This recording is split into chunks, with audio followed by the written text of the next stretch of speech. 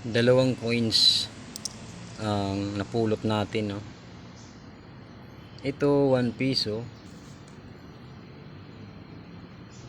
1989. Ito yung likod niya. Ito yung malaking version ng 1 piso. At tinubog siya sa gold, ano.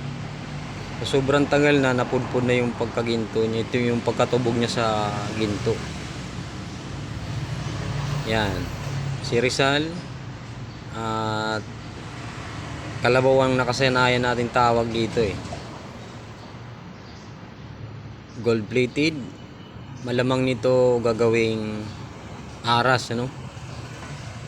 Pero hindi natuloy dahil wala naman siyang sign ng hinang sa taas ng ulo.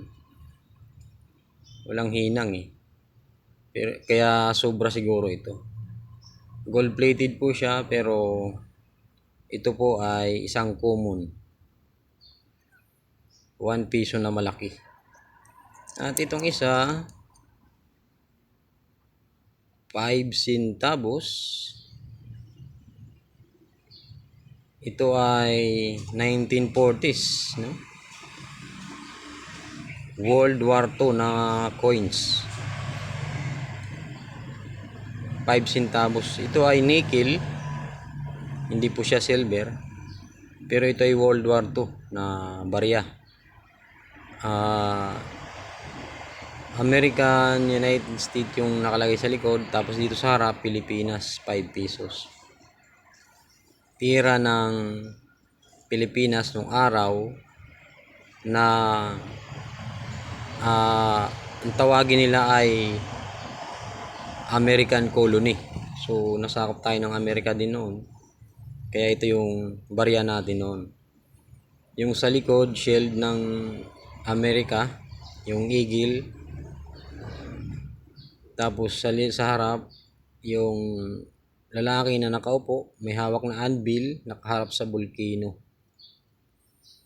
1940s, World War II na coins. Ito po ay nickel. Poor condition na siya. At gold plated na 1 piso. Kung tawagin natin ay Kalabaw. 1989. Rizal. Ito po ay mga common coin lang. Kasi marami ang ginawa nito. Ang kinaibahan lang, ginawa siyang gold plated para gawing aras. Yan. Mga common coins lang po ito ah. Wala na pong added value. Tsaka poor condition na po talaga siya.